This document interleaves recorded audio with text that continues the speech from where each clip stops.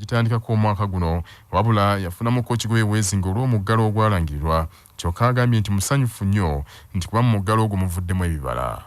Bwebaza kubanga omuntu okweyama kirala naye ate okutuukiriza kirala. Twebaza nnyo sipiika wa paaliyamenti kubanga obweyama butuukiriza ate era mu kukyala kwe kuno twebazizza nnyo kubanga sipiika y'omu ku baali mu nteekateeka ey'omu Northern Uganda okutuuza omulabirizi gwe tugenda okussaako nga 21 Novemba. Ate era wabaddeyo n'abantu abamu abaagala nnyo eby'emisango naye Katonda atuyambye nti bagenze bakkakkana. Saabalabirizi era yeebazizza nnyo gavumenti olw'obuwumbi obutaano ze yasasudde ekkanisa kweza ekkanisa z'ebanja gavumenti ku ttaka eryepangisa erisangibwa ku kisaawe ky'Ennyonyi Entebbe. Omukubiriza w'olukiiko lw'eggwanga Jacob Olanya agambye nti obukadde 200 zaawaddeyo kuliko obukadde 10 bwakudduukira mulimu gwa kizimbe ekya Church House n'obukadde 20 nga bwakugula amataala 4 akakozesa amaanyi g'enjuba aganaateekebwa ku kiggwa ky'abajulizi e Namugongo. Olanya era asabye ekkanisa okutegekayoko olukuŋŋaana olw'enjawulo eri Paalamenti okugiwonga eri omutonzi n'okulungamya ababaka ba Paalamenti ku ntambuza y'emirimu n'okwongera okwazizaako ekkanisa mirimu egitali gimu. Having made some decisions on how, as people of faith, we can continue to support. This one doesn't know what is going on with this one. If there was a way so that we are coordinated, it's easier. For example, a church, if it has an activity, the request should come through a centralized system rather than individual requests everywhere, all over the place. It complicates things for us, and we don't know how to respond sometimes.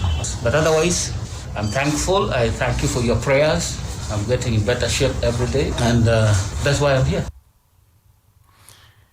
Ababaka ba Paalamenti abatula akakiiko akalondoola ebyenjigiriza baagala Paalamenti emirize okuyisa ensimbi obuwumbi 48 Minisitule y'ebyenjigiriza ze yasabye mu mbalirira ennyongereza okugulira abayizi abatudde waka ebyokusoma nga bweteekateeka okuggulawo amasomero ku ntandikwa y'omwaka ogujja. Ababaka baagala ensimbi ezo waaki zikyusibwe ziweebwe amasomero g'obwannannyini zigayambeko okwetereeza olw'omuggalo okukosezza amasomero.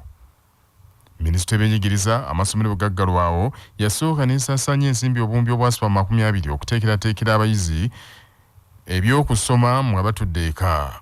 Ku nsimbi trillioni 3 n'obuwumbi olulala gavumenti zesabye Paalamenti mu mbalirira ennyongeza yasabyeko omutemwa gwa buwumbi 48 okwongera okugula ebisomesebwa abayizi abatudde eka okuli ab'ekibiina ekisooka ekyokubiri n'ekyokusatu n'abalala. Mu nsisinkano y'akakiiko ka Paalamenti ak'ebyenjigiriza n'emizannyo n'abakulu mu Minisitule y'ebyenjigiriza, Kamiisona avunaanyizibwa ku masomero g'obwannannyini Edward Ssebucyu ayogedde kati nti mbutuufu Minisitule y'ebyenjigiriza terina ssente za kudduukirira amasomero ga bwannannyini kubanga embalirira eweebwa Minisitule y'ebyenjigiriza ntono nnyo temala kutuukiriza ekyo amasomero g'obwannannyini kigasaba. The Ministry of Education and Sports, under the current financing framework, does not have the capacity to rescue constrained private education institutions. It is therefore proposed that a recovery plan for private education institutions should take multi-stakeholder approach. Kinajjukirwa nti amasomero g'obwannannyini bwe gasisinkana akakiiko ako gasaba nti gavumenti waakiri egateekerewo ensawo ey'enjawulo gavumenti ewole buli ssomero ly'obwannannyini obukadde 10 gasobole okudda engulu. Kaakano ababaka akakiiko ako okubadde owa Kalungu West Joseph Gonzaga Ssebungu gattako omubaka wa Madi Okolo, memba akakiiko ako Isaac Etuka Joakino ne Brenda Nabukenya omubaka omukyalo wa disitulikiti y'e Luweero era minisita w'ebyenjigiriza ku ludda oluvuganya bagambye nti minisitule eyo bw'eba terina nsimbi kudduukirira amasomero ago ensimbi zeebadde yasabye okugula ebyokusoma Paalamenti ze beekyusa ziweebwa amasomero g'obwannannyini kuba agasinga obungi ganaatera okuggalawo. We are going to tell your people, now we are going to do politics against you. Because you have private schools in your constituencies. They are crying, you are keeping quiet. Mr. Chairman, what I'm requesting this committee before anything, don't accept this people to take the 48 billion for study material. Let us put that money into these schools. Nothing else. Our education ministry is shaming the country. You people know that at least a child, for a child to learn, this child must be properly instructed. This child must get feedback. This child, I believe some of you might be teachers. The study material, give an example from my constituents. It's only children in maybe a few children from the government schools. The children in private schools did not access the materials. Actually, villages, a photocopy was given to the chairperson of the village to ask, like to tell parents to photocopy. Can you imagine? Obwakabaka bwa Buganda busabye abakulembeze ku mitendera gyonna n'okusinga ennyo abavubuka okujja obuweereza bwabwe mu ofiisi babutuuse butereevu ku bantu be baweereza. Bino nno byogeddwa akulira ebyenjigiriza ku ssettendekero lya Muteesa the First Royal University Pade Kiganda Ssenkungu abadde mu nsinkano y'okubaganya ebirowoozo ku bbaga erikwata ku nsonga z'abavubuka abawala okuyita mu kitongole kya Uganda Youth Council ku ttalo Kotegeeze Kabuusu mu Lubaga. Kiganda agambye nti abakulembeze obutatuuka mu bantu be baweereza n'okumanya ensonga ezibakosa kye kibalemesa okubatuusaako obuweereza obutuukiridde era obusaanidde. Njagala kubasaba nti bwe tuweebwa obuvunaanyizibwa tuyiga okukwana emikwano egigenda okutuyambako mu buweereza. Obwakabaka bulina abantu bangi abatafunye mukisa kuweereza naye ng'ate baagala obuyamba okubuyimirizaawo n'okukola emirimu. Mulimu abatagenda kujja kukola ffe gye tukola nga naye ate bwe tubatuukirira nga waliwo obwetaavu n'ensimbi bateekamu. Naye bwe tuba tetubatuuseeko tebajja kumanya n'ensimbi tebajja kuteekamu. Buvunaanyizibwa bwaffe abaweereddwa obukulembeze naddala abavubuka tukyali myaka gy'amaanyi. Mutambule abantu abo mubatuukeko mubalage enteekateeka zammwe ze mulina mu bwesimbu. Abantu abo bajja kutuyamba nnyo. Kyokubiri, waliwo emirimu obuvunaanyizibwa obwo gye bukutuma okukola. Njagala kukubiriza abakulembeze b'abavubuka nti betukulembera abavubuka bali wansi mu masaza, bali wansi mu magombolola, bali wansi mu miruka, bali wansi ku byalo. Ssente wa Buganda Youth Council Sejjongo Baker agambye nti olukiiko lwabwe olukulembeze bataddewo essira kwongera obuweereza obusaanidde eri omwana ow'obuwala n'okwongera okubasikiriza okwenyigira mu buweereza. Okuteekateeka omwana omuwala atuukiridde okusobola okuzimba abaana ba Buganda abawala bateeka ku mutendera ogw'enjawulo. Wamu n'okuteekateeka Buganda ne Uganda eyeesimisibwa nga tuyita mu baana abawala. Ebitundu 7 ku buli 100 babadde baana ba bulenzi babadde benyigira nnyo mu buweereza bw'Obwakabaka. Ate ng'omwana omuwala oba omuwadde obuvunaanyizibwa n'omuteerako n'ebikola asobola okukola omulimu omulungi n'agutuukiriza bulungi. N'olwekyo abaana abawala babadde balekeddwa nnyo mu buweereza bw'Obwakabaka kati bwe buno obudde bonna bajjayo kulaba nga tubateekateeka ate nga tubateekerateekera eggwanga eddungi nga tubalambika. Ssentebe w'akakiiko akaateekebwawo minisitule y'abavubuka mu Bwakabaka bwa Buganda okubaga ebbago lino Nambiru Juliet owa Kyabassa nga ligendereddwamu okuzimba n'okulambika obuweereza obusaanidde eri abavubuka abawala mu Buganda, agambye nti bakizudde nti wakyaliwo okwetya okw'amaanyi ennyo mu bavubuka abawala nti era bakyetaaga okulambikibwa obulungi ku nsonga ezitali zimu.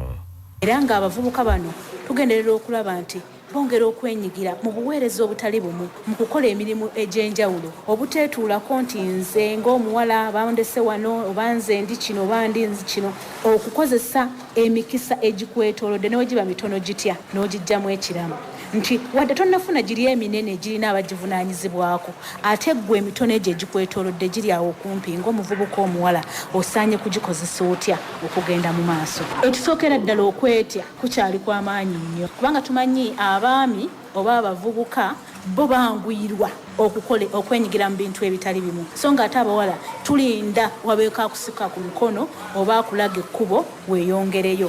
Ebiseera ebimu twekweka oluusi ne tulowooza nti ffe tetusaanidde. Manya obuvuna obuddo obw'eddembe lyo tonyigirizibwa, ddembe lyo ery'obwebange. Omuntu yenna asobola okuddukira mu kkooti okuwaabira oyo aganzizza gw'alinako oluganda nga munnamateeka Ruth Kulabako bw'annyonnyola. Tugeze nga maama we, taata we, muganda we, kojja we ng'enganda zonna we ziba zitambula baba bazizza omusango gwe tuyita incest era nga basobola okubonerezebwa singa kkooti ebasanga ng'omusango ogwo baguzizza ddala mu butuufu era ekibonerezo kye baba bajja okufuna okusibwa emyaka 7 era singa omuntu oyo gwaba yeegasse naye omu ku bo nga kawansi w'emyaka 18 abajja kusibwa mayisa. Kkooti tefaayo oba abantu abo ababiri baba bakkiriziganyizza kwegatta.